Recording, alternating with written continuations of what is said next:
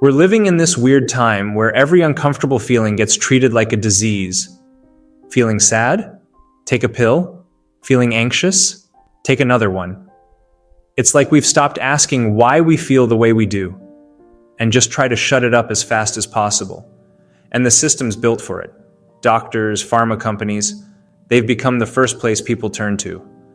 But the thing is, most of the time these aren't medical problems. They're human problems. But not everyone saw things that way. Carl Jung, a Swiss psychiatrist, looked at suffering differently. He wrote, "Nearly all these have been convinced by medical dogma that their sickness is of a physical nature." He believed that depression, anxiety, even that sense of meaninglessness, they weren't just random malfunctions in the brain. They were signs, messages from the unconscious, and if we ignore them, if we just push them down, they don't go away. They grow and slowly take over our lives. People carry pain from the past and have no idea what to do with it. They feel stuck, curse themselves, and fall into this numb, drifting existence. That's how life gets wasted. Not all at once, but slowly, in tiny moments of giving up. But there's another way, and that's what this video is about. Today, I want to show you how Jung helped people face their suffering head-on, not by fixing it like a machine, but by understanding it, by listening to it. He offered something incredibly rare, a path toward a more honest, more meaningful life, even when things hurt.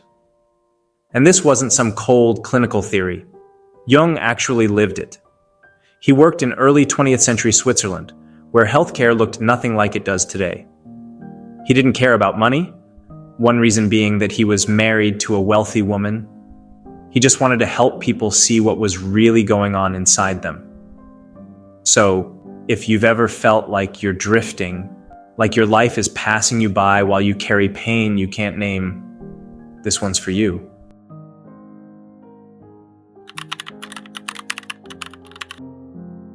Anything conscious can be corrected, but anything that slips away into the unconscious is beyond the reach of correction, and its rank growth undisturbed is subject to increasing degeneration. There's this quiet epidemic happening all around us, especially among young people. They're not necessarily starving, not always visibly suffering, but they feel empty, aimless, like something's off, and they can't explain why. And instead of being given a space to explore that feeling, they're handed labels. Our modern world has become very efficient at avoiding the deeper question, why are people so unhappy? Jung noticed this too, in his own time. He saw that both then and now, the system avoids dealing with the root causes of depression, but for very different reasons. Today, it's mostly about time and money.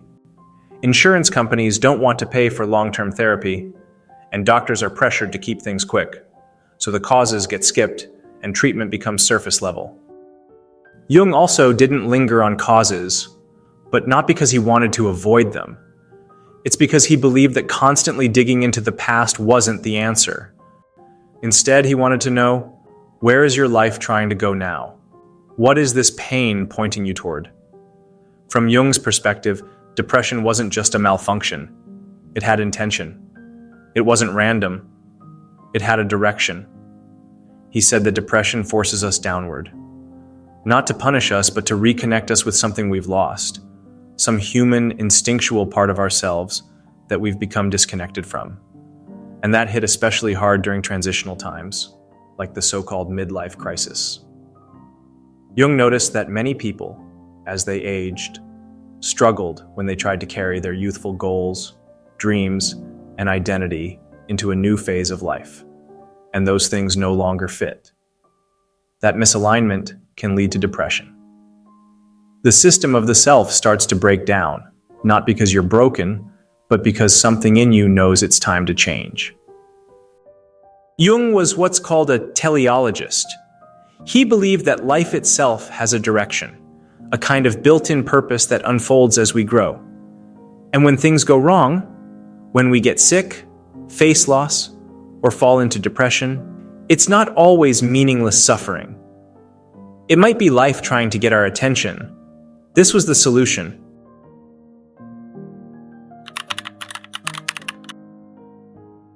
Depression is not necessarily pathological.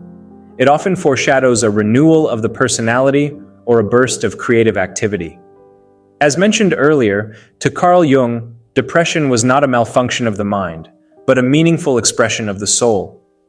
It was not a problem to be fixed, but a message to be heard, a cry from within, a summons from the unconscious. And what it called us to was not comfort, but transformation.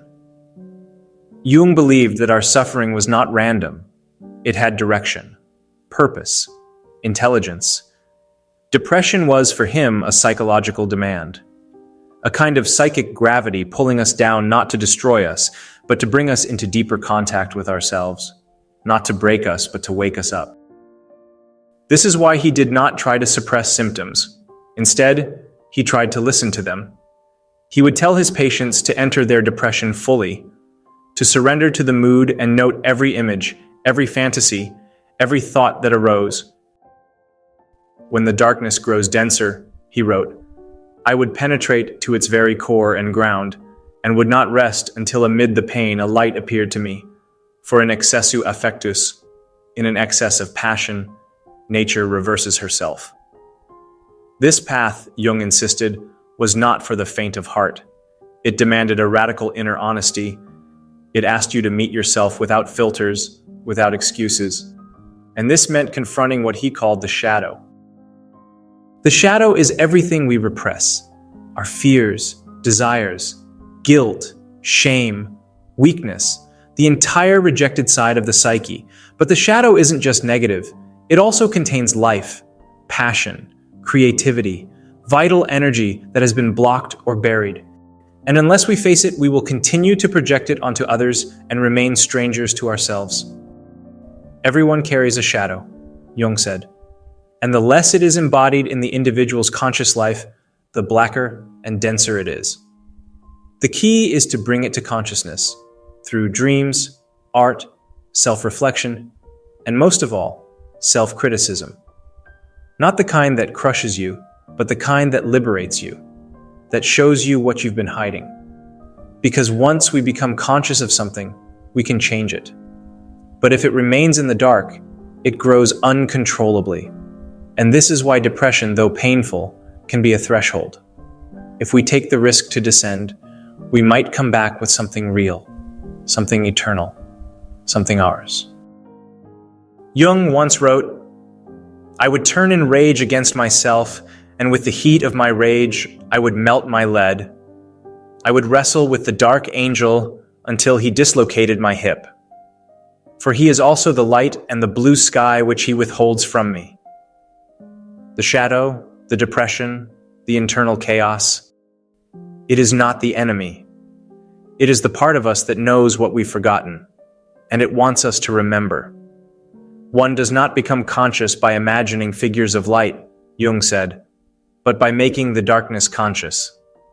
This journey, through darkness toward light, has echoed through human history. And one of its most powerful examples was Leo Tolstoy. At the height of his success, Tolstoy spiraled into despair. He had written War and Peace and Anna Karenina. He was loved, wealthy, and celebrated. And yet, in the quiet moments, he felt the crushing weight of meaninglessness. He wrote that he couldn't stop thinking about death, and worse, that he wanted to die. What meaning has my life, he asked, that the inevitable death awaiting me does not destroy? For years he hovered at the edge, avoiding ropes and guns, not terrified of dying, but of living without purpose. And in that abyss, he began the journey Jung would later describe, the turning inward, the honest confrontation with one's soul. Tolstoy turned away from intellectual pride and social ambition. He searched for truth in the simplest places, among peasants, in faith, in surrender, not surrender to dogma, but to life as it is. And in that humility, he found meaning. Tolstoy didn't escape his depression. He used it. He let it guide him, tear down his illusions, and bring him into deeper alignment with what mattered. As Jung wrote, The greatest and most important problems of life are all fundamentally insoluble. They can never be solved, but only outgrown. Tolstoy outgrew his despair by humbling himself before existence.